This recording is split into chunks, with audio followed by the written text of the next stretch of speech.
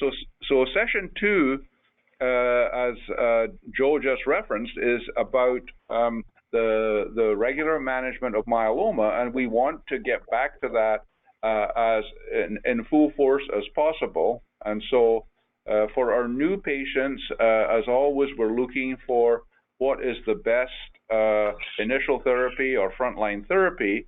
And I'll be very keen to hear feedback from our panel about this, but I'm just going to give an overview. Obviously, in the frontline setting, the initial therapy can be with the idea of transplant and maintenance, as I show on slide number 42, or if a transplant is not planned, consolidation and maintenance therapy with supportive care such as the Zometa or the like for ongoing supportive management.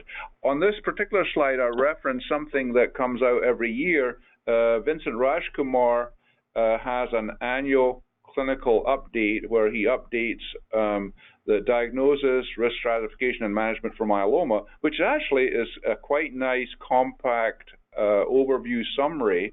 And so it is an open journal, and so if you click on that, you actually get the full article. So I think it is an excellent, very current overview, just published this past week, as a matter of fact.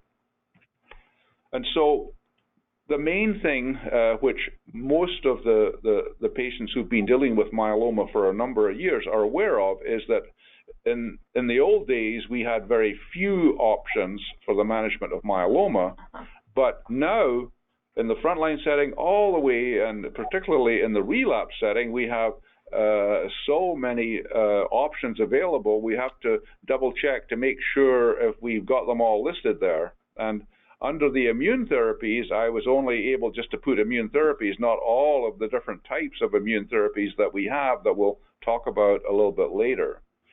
But focusing on what is new and current in the frontline setting, we've shifted to now basically some type of a triple therapy option, which would be Velcade combined with thalidomide or Revlimid, or Kyprolis with Revlimid, or ixazomib with Revlimid, all of them with dexamethasone.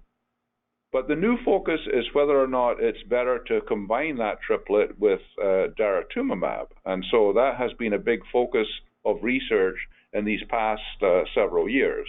And so in the frontline setting, the questions become which triplet to choose, and then do you combine that triplet with daratumumab, which, since it's now available as a sub-Q shot, makes it a whole lot easier.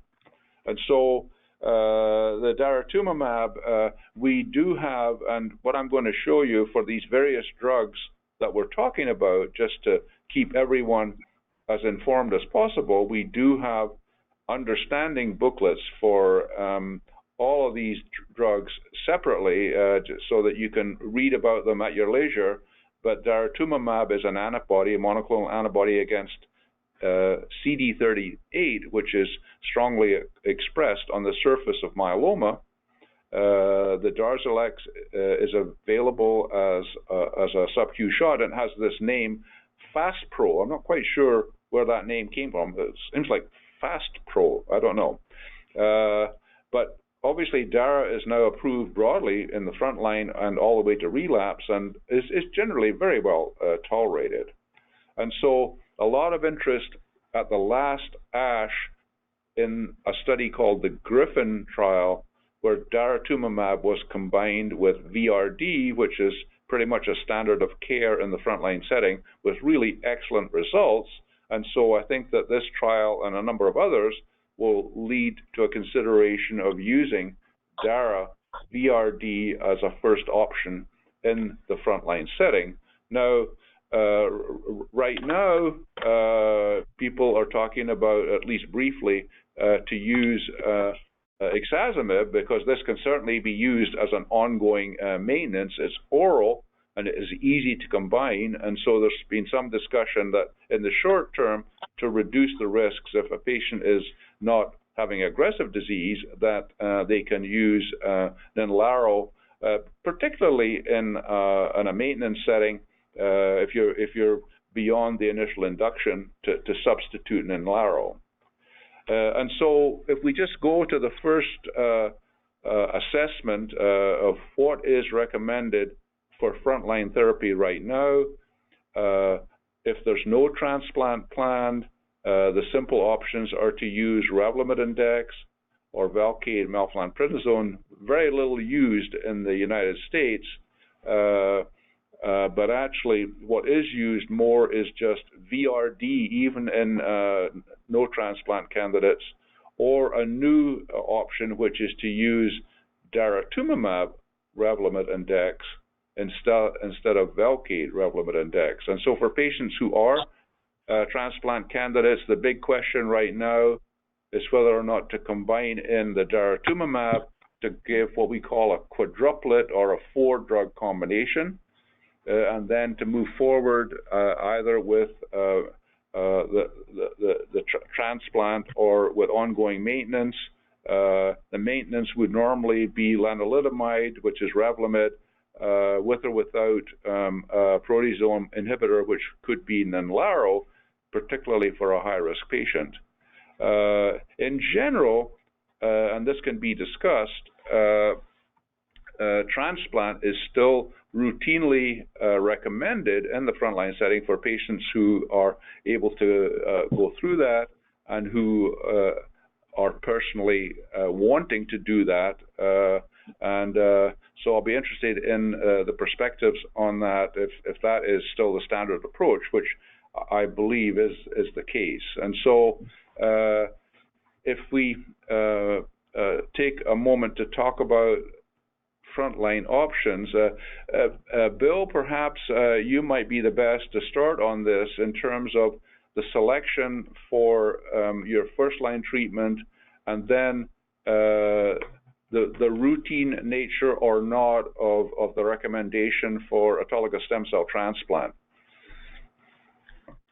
Okay, thank you, Brian. So I am a believer in triplets. I think 3-drug combinations have proven to be superior to 2 drugs for their efficacy and speed as well.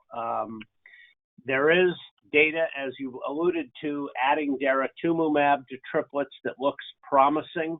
I don't do that routinely at this time, but I think the results of these trials examining the addition of daratumumab will probably result in a change in practice in the coming years. Once a patient has received their initial therapy, if they are considered a transplant candidate, we generally do recommend moving on to transplant because of its proven benefit in terms of response, disease control, and even survival benefits. However, in this time of the COVID crisis, there is a concern about whether or not a transplant should be done right away. And the reasons are clear. You can't socially distance as well when you're undergoing a transplant. You can't have a telemedicine visit because you need to come to the clinic daily for labs and for IV fluids. We do most of our transplants as outpatients, but especially if you're going to be hospitalized, that is a limitation because the concern is that you could catch the virus there.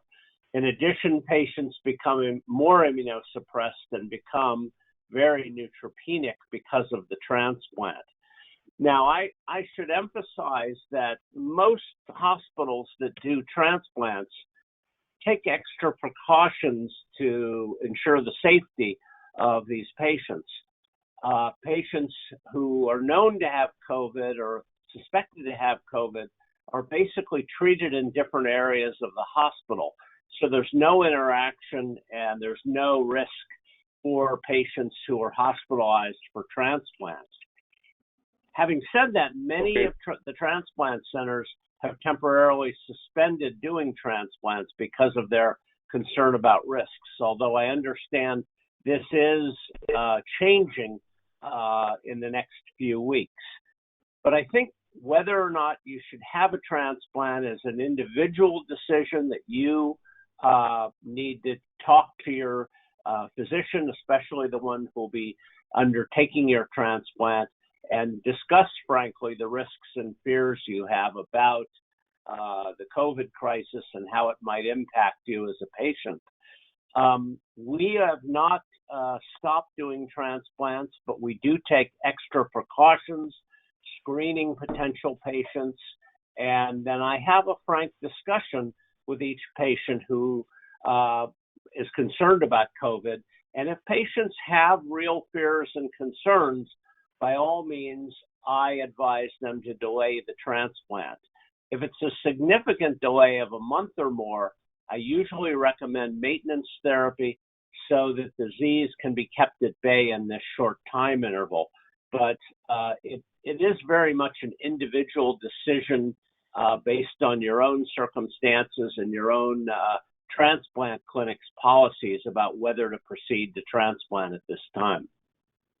Yeah, very, very good. So I think that's a very, very comprehensive summary. So perhaps Joe, any additional thoughts on that? I think that. No, I think Bill has highlighted it particularly well, especially the transplant issue. You know, it goes with our theme that we don't abandon myeloma treatment because of COVID by any means. But you know what? That fairly complicated slide that you mentioned from Vincent's summary, I would even simplify it more. I would say currently today and probably until early 2021, the standard of care for a frontline patient is almost always going to be VRD. The two exceptions to that would be if you are not going to transplant, it's clear from the outset, then a consideration could be for DRD or daratumumab with Landex. My hesitation would be if someone has high-risk myeloma, I think that is the one weakness to the DRD regimen. Even though you're giving two novel agents indefinitely, I would go with VRD. In the transplant-eligible population, I know we'll hear the results of the Endurance study in a couple of weeks at ASCO, which compared carfilzomib Landex to bortezomib Landex. And even though those results will be helpful, remember, those were in non-high-risk patients. One could consider giving KRD, especially in a high-risk patient, going to transplant. So in summary, if you're going to a transplant, it's generally VRD, possibly KRD if you're high risk. If you're not going to a transplant, it's either VRD or DRD, and if you have high risk, I would suggest VRD. Looking beyond 2021, or starting as soon as the end of this year, Brian, I do think that we will be adding daratumumab to VRD. I think the Griffin study just published will not by itself influence the FDA's decision because it will likely need a more broad study, which is being undergone. But nonetheless, I think we are recognizing deeper remission early on with a heavier combination is likely going to lead to a bigger outcome. And so we'll probably see more people getting DVRD and then maintenance with daratumumab and lenalidomide. Right. Absolutely. Very good. So let's move on then. So quickly, what about maintenance? Maintenance is relatively straightforward. It would either be with Revlimid, which is strongly recommended, and so for patients with high-risk features, add in a proteasome inhibitor, which these days can be Velcade or Nenlaro, modified for side effects. Again, consideration of stopping it for the COVID crisis, but actually, and this was pretty interesting. Many people may have seen this. Rafat Abanar tweeted about 10 days ago about one of his patients who was COVID-19 positive, who was on Revlimid maintenance and was doing absolutely fine. And so, to the extent that we have become aware, it doesn't seem like these treatments that we're using for myeloma are actually a serious negative in terms of maintenance therapy for a patient who's in remission. Anyone have any comments about that, the aspects of maintenance right now? Okay to continue with maintenance for the time being? I would say yes, Brian. There was one guideline that came out of Europe that suggested that people stop maintenance at 6 cycles, but most of us responded to that saying we don't have evidence for that. I think we do know that maintenance prolongs people's remission and even survival, and so I have not been adjusting maintenance therapy because of it. I would continue the plan as was before. We may see people a little less frequently. We now can, for example, obtain lenalidomide for 2 months at a time as opposed to usually it's only a 1-month prescription. That's been really helpful. But in general, we have not changed our strategy. Absolutely. I would echo that. Okay, yeah, continuing with maintenance, yeah. I think so. I think we've all been doing that, and really without any indication of concerns, except related to the blood counts and potentially the dosage in a few patients. Okay, so relapse. So this has been a big area, and even right now with the COVID crisis, we need to look very, very closely at the options, because if a patient is relapsing, they do need new therapy, and so we need to look closely at what are our different options. And again, I'm showing you this algorithm, which, as Joe mentioned, these are algorithms that do come from Vincent Rajkumar, which he presents at our ASH symposium, and are actually included in this article that I referenced at the beginning of this session too. And so the big thing in the relapse setting is if a patient has received, as Joe was indicating, VRD and might have become refractory to lenalidomide, the Revlimid, what are the options? And so obviously a key thing there would be to shift over to pomalidomide or daratumumab, or we have a variety of other options now, including isatuximab with pomalidomide dex, which is a recently approved regimen. For patients, and another key one which was recently approved, which is, I don't know if we should have these brackets there, but daratumumab KD, which was the Candor regimen, is also very active in the refractory setting, but you'll notice that it's also over on the other side, because it's an important choice if you're refractory to Revlimid or not. And so if you're not refractory to lenalidomide, then you can continue and take daratumumab or Kyprolis. So daratumumab, Revlimid and Dex, DRD, or Kyprolis, Revlimid and Dex, if you're not refractory to the Revlimid. And then, of course, we have these other possible options there. So really, a large number of options which become personal choices in discussions, what I would recommend, very careful discussions between the doctor and the patient about the pros and cons of different things. Obviously, the Kyprolis, very active, and it has an advantage of being IMiD-free. Right now, the Kyprolis could be given weekly, and we do have daratumumab on a sub-Q basis. And so I'm interested to see, and we thought this would be an interesting question, this combination from the Candor trial, Kyprolis, daratumumab, and dexamethasone, was recently approved, and we were just interested to see how many patients have actually been switched over or needed to take this particular relapse regimen. So if you could answer that question, that would be great.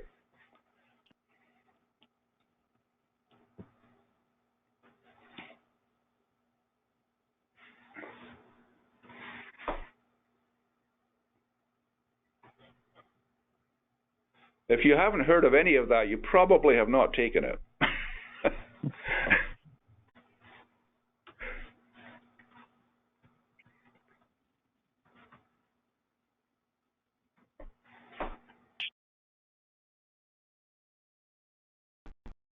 Okay, so we're trying to see.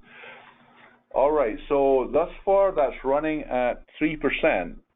So for this group, that means it's about 30 or 40 people possibly that have been taking it. So it's early days. There was just an approval relatively recently, and particularly in this difficult time. So this is this is the starting point for that regimen. Obviously, the next slide just shows you the actual data where the length of the PFS or the remission was significantly improved. The blue line on slide 57 of the 3-drug combination versus the 2-drug Kyprolis and Dex by itself. So clearly an important thing, and this is a broad thing that maybe there can be discussion on, using a triplet in the relapse setting versus a doublet does seem to be an advantage, not just for this regimen, but whatever regimen might be selected, which could include, for example, the next slide is elotuzimab, which is an alternate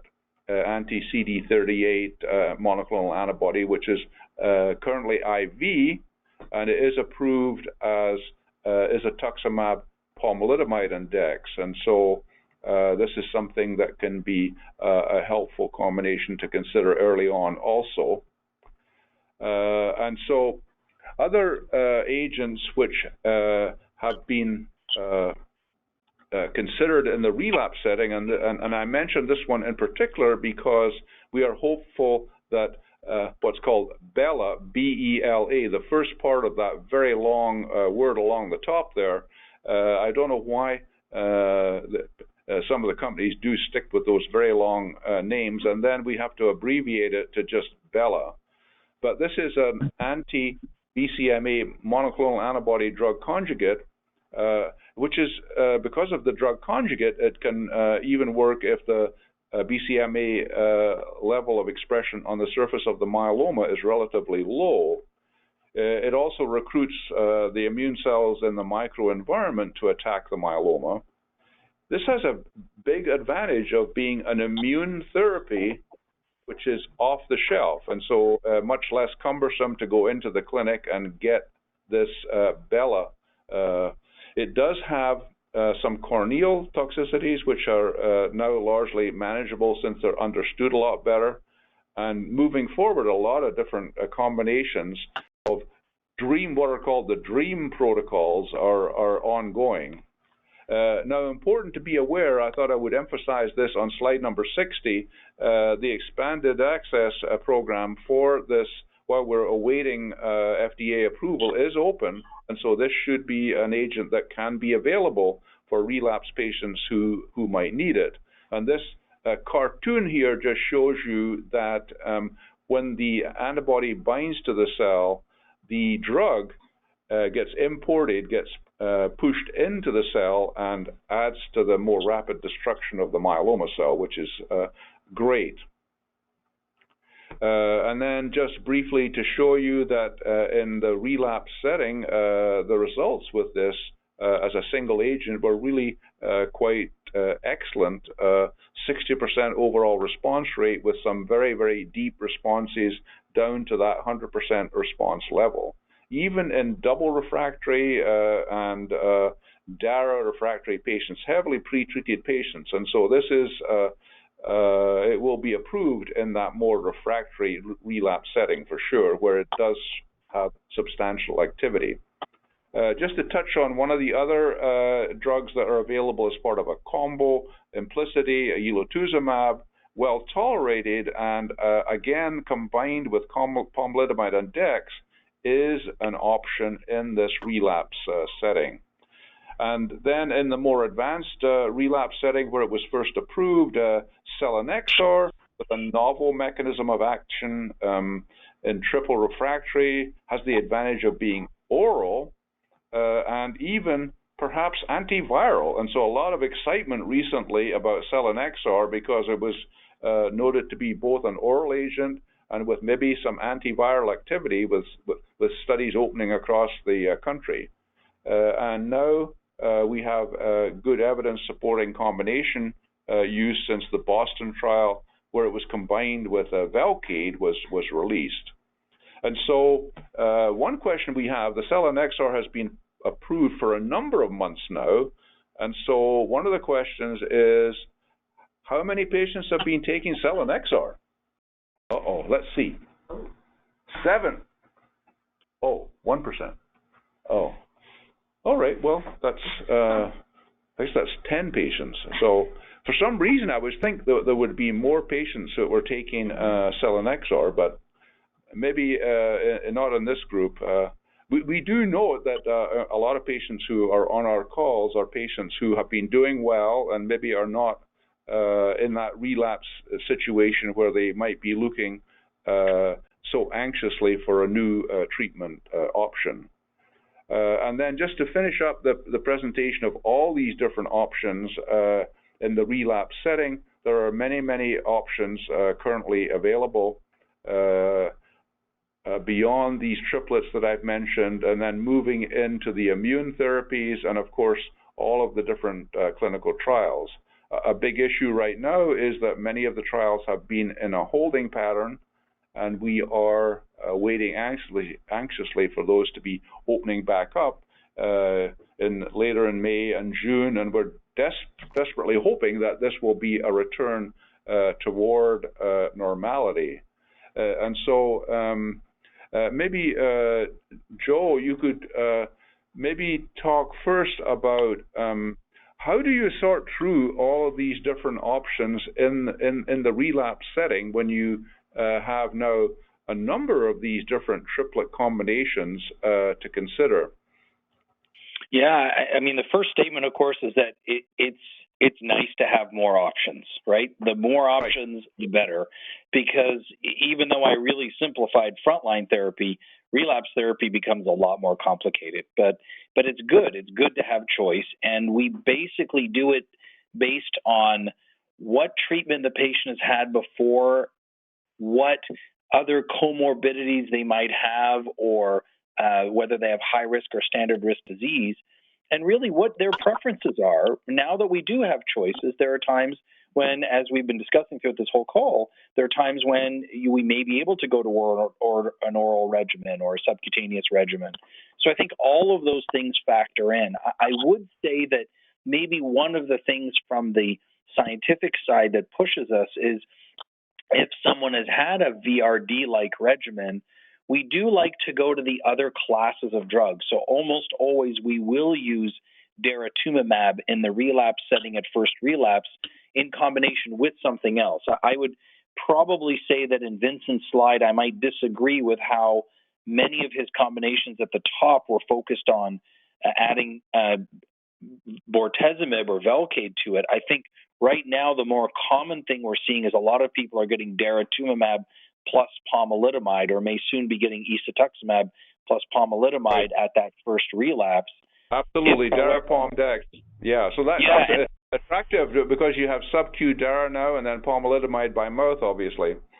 Absolutely, and the other one, of course, as you well outlined, is Candor, and I think we will see a lot of daratumumab carfilzomib Dex as it comes forward. You know, to be very transparent, the approval for daratumumab subcutaneously was technically only for new patients, and in almost all of their filings, not quite Candor, because Candor had come a bit afterwards. But we are expecting, as we discuss this with regulatory authorities and insurance companies, that basically people should be able to transition from IV to sub-Q. It may take a little while for that to happen because technically the approval was for people starting new. But looking ahead, and there's a lot of incentive, of course, with COVID to now go to sub-Q, which is so much shorter. It's a 5-minute subcutaneous infusion instead of the hours and hours that we used to do for Dara. So I guess to summarize, Brian, I think we really are switching classes or adding a different class. With most people getting something like VRD with lenalidomide maintenance, we're seeing a lot of Dara-Pom-Dex, but we're going to see more Dara-Carfilzomib Dex and even isatuximab-Pom-Dex at that earlier relapse. And then, of course, later there's lots of options, whether we bring in selinexor or not. Right, exactly. So, Bill, maybe you could just comment on your favorite combination. So we've got Dara-Pom-Dex, we have Dara-Kyprolis Dex, and then one that Joe didn't emphasize, which we've actually studied together, is Kyprolis pomalidomide Dex, which is actually a pretty active regimen. So what are your favorites in that kind of 1 to 3 relapse setting, the earlier relapse setting?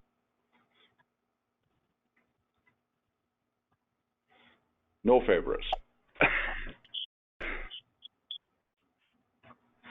All right. Well, we'll come back to Bill. I don't know why you didn't pick up on that. A question that I had for Joseph actually is obviously selinexor is quite active in that relapse setting, and it is oral, but it has challenging and different side effects. How much of an issue have you seen that to be in patients that you're involved with, managing selinexor, which patients want to take because it can give benefit, but then the challenges of the side effects? Correct. So it's important that when a patient starts on a treatment, that all of the potential side effects, such as in selinexor, would be the gastrointestinal issues, such as diarrhea that could be up to 5 to 6 times a day. That's proactively been managed, and that the patient has received an educational session for starting a new chemotherapy. It's really important the patient will understand about the different parameters in terms of when to call the clinic and when to come to the clinic for an urgent visit for checkup, and then for electrolyte imbalances as well, because we know that when someone has a 3 or 4 watery diarrhea, it doesn't stop with just dehydration. It can also lead to electrolyte imbalances, and it may need some supplementation in an IV form. So I think that it's important that the patient will receive a handout, and also important information and reminders in terms of what to call, who to call, and then what to do when certain number of episodes have happened. Absolutely. Brian, and so, Joe, you've got a lot of experience with this, so you want to comment? And you wrote a paper about it too. Yeah, we've just had a paper published. We had a group of us, physicians and nurses and nurse practitioners that have treated a lot of patients with selinexor. I mean, obviously, I can't recount the whole paper, but I completely agree with you, what you said, Joseph. I think what I try and explain to every single patient that comes to see me is the first month is both the most important and the worst month. The first month is the toughest month with this drug. It's a very potent drug, and it can really help people in the long run. And the fact that it's just a pill that you take either once or twice a week can be extremely helpful. But that first month is critical. In fact, I encourage all physicians to make sure that they see patients every week for that first month, to make sure that their nausea is under control, that they're eating correctly, that they're not having the diarrhea that Joseph mentioned. Because if we can get people through that first month, they can very much do well in the long term. And a big part of it is not waiting for those things to happen. Every patient with selinexor should be getting dexamethasone, get a significant anti-nauseant, and I even use something called olanzapine, and we agreed as a group that this is something that we do. All these three together help both reduce nausea and encourage a better appetite, because what happens with a lot of these patients is they don't really want to eat, and that's what leads them to losing some weight and getting very fatigued. So it can be a bit tricky. We're seeing now as we do more trials with selinexor where we use it in combination and we only give the drug once weekly, that a lot of these side effects become less significant. So sometimes we do have to dose reduce to once weekly. We start usually with twice weekly. But this can be managed, but it really takes extra care that first month. But you get through that first month, things can get significantly smoother thereafter. Yeah, thanks so much for that, Joe. And so if there are questions on the line who have concerns about all this, so please follow up with us and we'll get you details of those proactive recommendations and supplements and different things that can really make a big difference. So thank you, Joe and Joseph, for that. And we'll move forward. All right, so the last part is just to evaluate where are we with immune therapies. And so the immune therapies, as I indicate here on slide number 67, they really dominated ASH, our American Society of Hematology meeting that was in December in Florida, with presentations about the CAR T therapies, the bispecific T-cell engagers, and also some of that data that I just showed you about the belamaf, the monoclonal antibody drug conjugate. So just to focus on the CAR T cells, and this has been an important topic in during this COVID crisis, is that this CAR T therapy, it does seem like it is going to be a game changer. What you do is you take the immune cells from the patient, the T cells, and you engineer them such that they will attack the myeloma. And in this particular case, the engineering is toward the BCMA, which is on the surface of the myeloma, the B-cell maturation antibody, which is strongly expressed on the myeloma. And so if you engineer the T cells, it specifically makes them attack the myeloma with lots of this BCMA on the surface.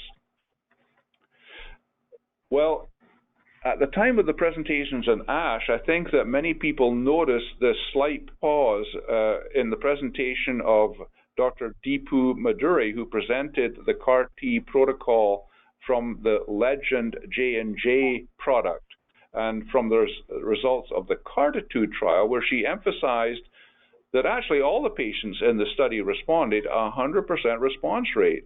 And all of those deep blue bars, that indicates 100% response rate. And you'll see that a few patients on the left didn't go all the way down to the bottom, but most of them on what's called this waterfall type of plot had really dramatic improvement with reduced what we call tumor burden. The myeloma really just dropped dramatically.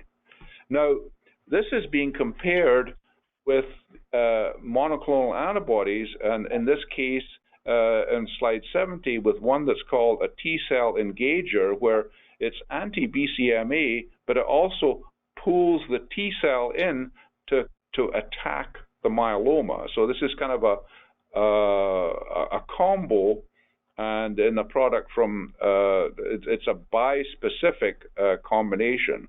And in the presentation at ASH, as you increase the dose, the depth of the response got better and better, and so this turned out to be another very, very powerful immune approach, which seems very encouraging.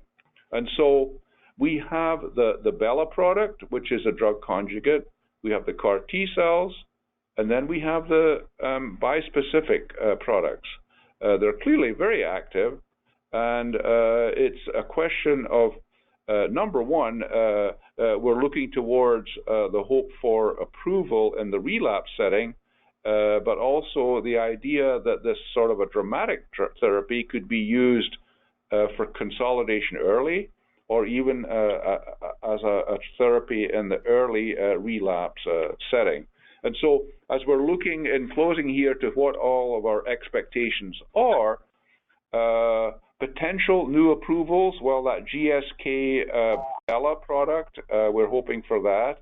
Among the CAR T cells, the data from Celgene BMS, the BB2121 CAR T product, has been submitted, and I believe that the Legend CAR T material will also be submitted at some point later this year. It is important to note, and maybe Joe and Bill or Joseph all can comment, that these trials have been discontinued for the time being, and we have to see how that type of therapy will look moving forward. We do have other agents, melflufen, which is a novel type of melphalan, which is quite active and is taken up by the cells. And then we're going to get these results, which were touched upon with the triple therapies, where the triple therapies combined with DARA, where it'll allow us to say, well, should we switch over to a DARA combination in the frontline setting? And then a number of newer agents. We've been excited about venetoclax for quite a long time, but the studies got sidetracked a little bit by some of the complications in the combination trials, but nonetheless, venetoclax, a very active agent, and we're looking forward to trial results that would allow us to move forward with that. And obviously the cell mods, iberdomide, a drug which is kind of like an IMiD, which is called a cell mod, also quite exciting. And so perhaps in a final session, I can maybe get the perspective of each of you about particularly the new immune therapies. What do you see the future holds for CAR T, for the Bella product, which probably will be the first to get approved, and then a number of these bispecifics that are moving forward. So Bill, are you back on the line? Maybe you could comment on what do you think about all those immune therapies? Thanks, Brian. I think these immune therapies have the potential to be game changers. I mean, as you pointed out, the dramatic response rates that we're seeing with these agents that vary from belantamab with 60% response to nearly 100% response with some of the CAR T cells really indicate the high degree of efficacy and activity of these agents. It's still a challenge, though, I think, about where we're going to use these.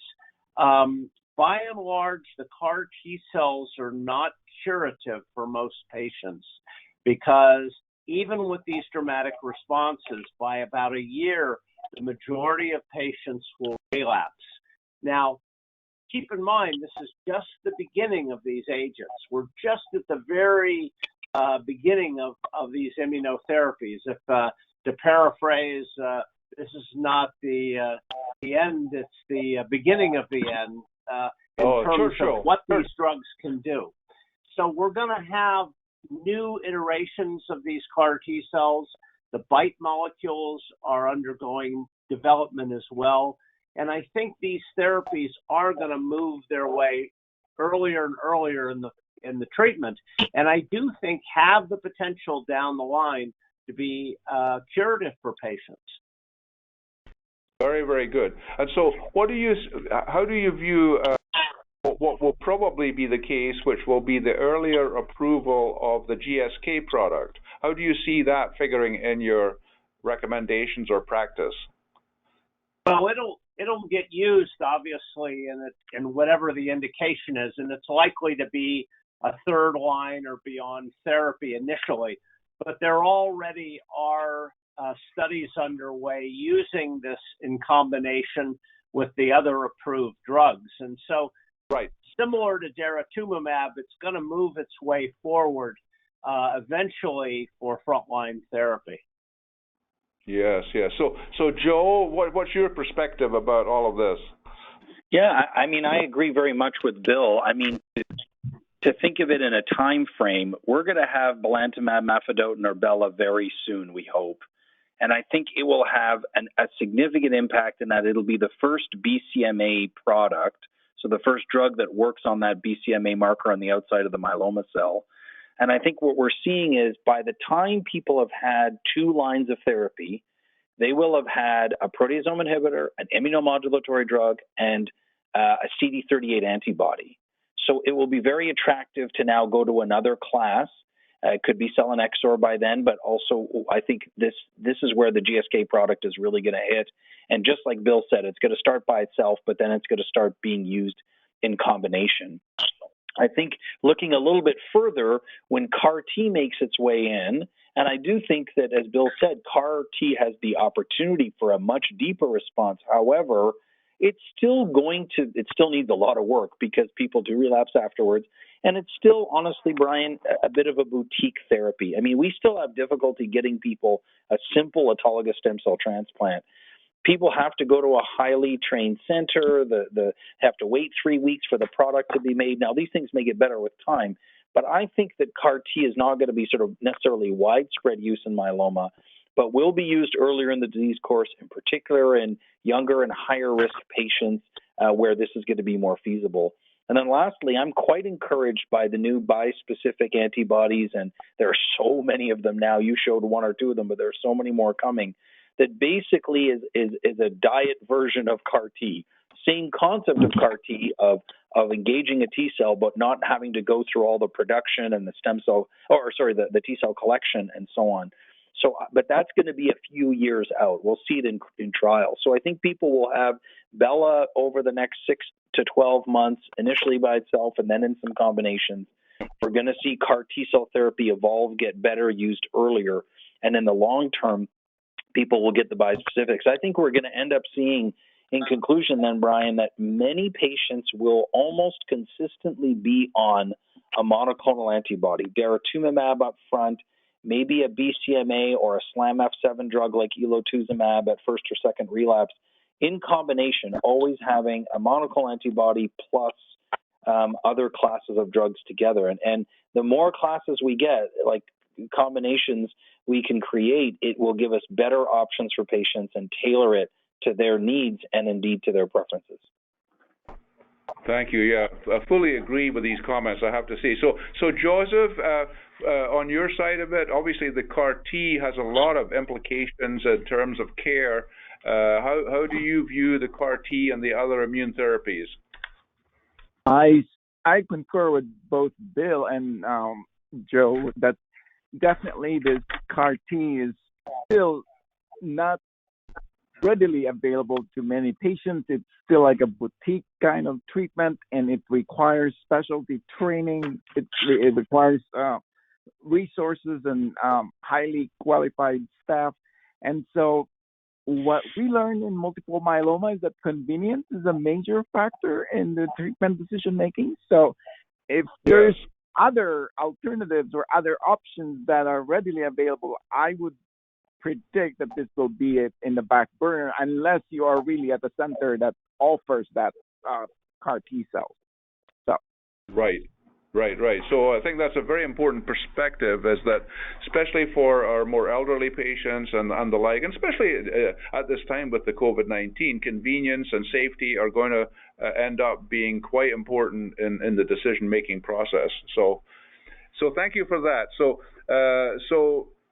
let's move forward with any final thoughts. I'm getting shown some different questions that I'm trying to cover any questions that came in. Someone is asking, and Bill, maybe you can just touch on this. If a second transplant, this is coming in out of left field, is a second transplant treatment option in the relapse setting, and so maybe just touch on that for a moment. So there is data on second transplants, and in general, if you get a relatively long remission, and that's defined as 2 years or more with your first transplant, a second transplant can often be a good option for you at a future relapse point. The other thing to keep in mind about another transplant is it may be a way to restore stem cell function and reset the clock, if you will. Oftentimes, patients who have very advanced myeloma have difficulties with pancytopenia, which is low blood counts across the board, both from their disease and from the prior treatment.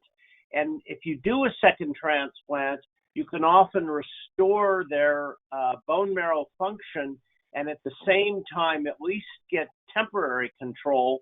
And while this isn't a long-term solution for these patients, it may allow them to go forward to a trial, perhaps one of the new immunotherapies. Absolutely.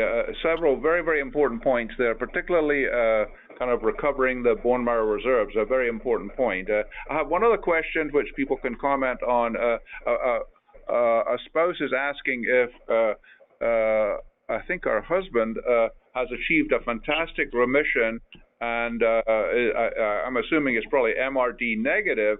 How would they know that it's been MRD negative for 1 year that he's cured?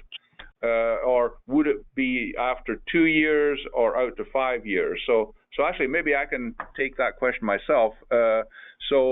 We're very much focused on the value of MRD testing in predicting long-term outcome. And in fact, we're in the process of trying to seek FDA approval to accept it as a deep response endpoint.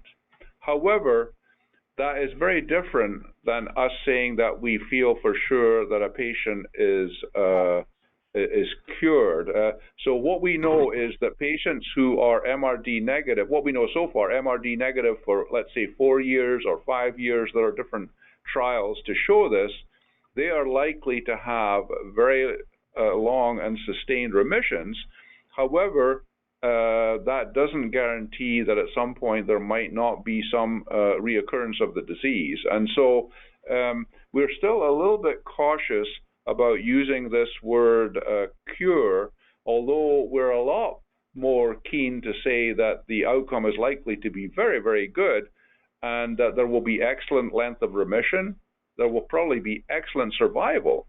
And one of the things that we have not emphasized overall for these last 2 hours is that there has been dramatic improvement in the overall expected survival for patients with myeloma. And so now when a patient is diagnosed, there will be an early remission of 4 or 5 years, that there could be a long remission with first relapse. And so now, instead of talking about survivals of 3, 4, 5 years, we're talking about survivals of twice that. And it's not uncommon to have patients out in the 15 or even 20-year time frame. But we're still very cautious about considering them to be necessarily cured. And we sometimes use this word functional cure to say that maybe they're not really cured, but I mean, does it make a difference because they're doing so well for such a long time? So anyway, perhaps that's just a good topic to finish for today. I've switched over for some of the acronyms and abbreviations. We've given you some links, and that's important. And again, I would like to thank our sponsors. We really, really appreciate it. And so let me just go back from our panel. Dr. Bill Bensinger from Seattle, Dr. Joe Mikhael from Phoenix, and Dr. Joseph Tariman from Chicago. Thanks to the three of you for really, really helpful and insightful comments. Do you have any final words of wisdom that you would like to convey, Bill? I just want to thank you and the IMF for having these programs. I think they're extremely valuable to patients and family members. Well, thank you for that, Bill. We certainly hope so, and that's what we're striving for. That's for sure. And Joe. Great advertisement for us, Bill. It's wonderful. Yeah. I'm privileged to be a part of this organization. I would really encourage the listeners to go to myeloma.org. There's a wealth of resources there. The info line is open every day during the weekday. Whether it's a general question or a specific question, we do our very best to try and educate you. We want you, as we've said this whole 2 hours, we want you to feel like part of this community. You're not alone. We're all in this together, and we can absolutely help as you go through your myeloma journey. Well, thank you for that, Joe. And Joseph, what comes to your mind? Thank you again. Thank you so much for inviting me. And for all the myeloma patients out there, always remember that you always have someone, and that could be the International Myeloma Foundation, your patient support group, or your neighbor.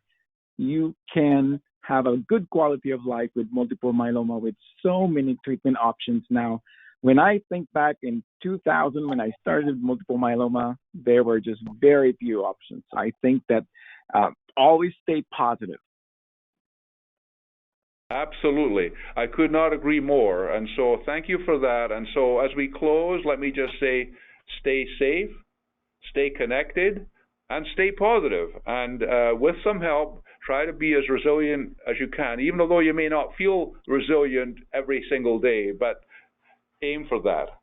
And we thank you for your involvement and questions coming in today. And I'll turn it over to, I think, Robin, who would like to make some closing comments.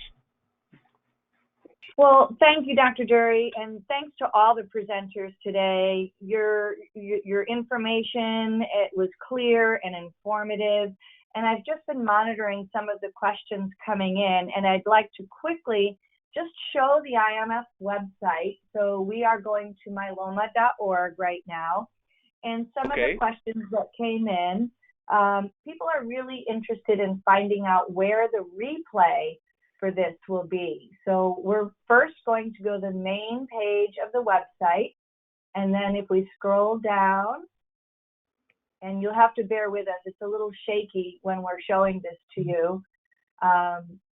Here's the main page. Here we go. And now we're scrolling down, and you see COVID-19. Oh, wait, okay, here we go. Amira is, we're trying to do this carefully. Go ahead, Amira, keep going. So right here where it says Patient and Family Webinar, if you want to download the slides, some of you I know like to print these out and take your notes on them. And sometimes if you're at a support group, you like to replay these webinars. So that's where you'll be able to access the replay of the webinar, as well as downloading the slides. You can see the blue button right there where you could download the slides. And then Amira, if we could go back and show where the first session that we discussed was on COVID-19. And I know a lot of people had questions on where can they find that resource. So this block right here that we're looking at, if you just, we won't click on it here to save time, but if you click on this block, there's a tremendous amount of resources here. Every week, Dr. Durie is writing blogs as well as doing videos and lots of great resources and content here from our pharma partners as well. And I also saw that many of you were asking about where can you find your local support group. So back up to the top of the IMF page, if you see this little square that says resources and support, when you hover on that, you'll see this drop down box, and the first thing on there is find a support group. And if you click on find a support group, you'll come up with the next page that'll show, we'll scroll down here. It'll show a map, and it's very simple. You just type in your state. So for example, if we typed in California, you would, and then enter, you'll see all the different support groups in California. And if we can just click quickly on one of those, in the drop down, just click on the first one there, Santa Cruz, California, Amira.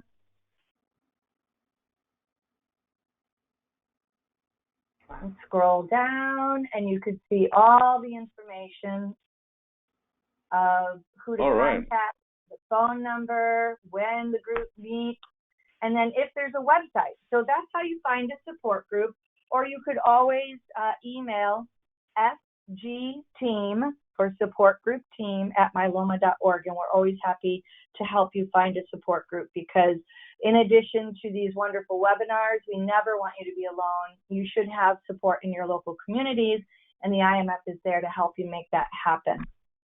The last resource we'll show are where can you find all of the IMF videos. So Amira, up on the top of the page where it says About Us, News and Events, and then IMF videos, up a little higher, there we go. And then this is where I'll leave you to do a lot of homework. When you're finding you have nothing to do during COVID ID, and if you're quarantined at home, you have lots of great videos here for resources. So check them all out. Like Dr. Mikhael had said, call the info line, 1-800-452-2873. We're all always here and happy to help you and support you on your journey. So thank you, everyone. Robin? Okay. One more thing I'd just like to let people know, that they can, for those support group leaders, I would really recommend if they want to show this presentation at one of their support group meetings, we're happy to provide that. Yeah, they'll have it for that, right? Absolutely. Absolutely. Okay, well, thank you, Robin, and thanks to everyone. We appreciate it, and thanks to our technical staff, Amira and Mikhael, and for everyone to move us into this new technical era. We're especially pleased that we're able to ask questions, and so now we know it works. We'll be expanding on that as well, so we understand your concerns and the like, and can move forward together. So thanks to everyone. Stay safe. Thank you, everyone. Don't forget, you can ask Dr. Durie. Uh-oh. Thank you. Bye-bye.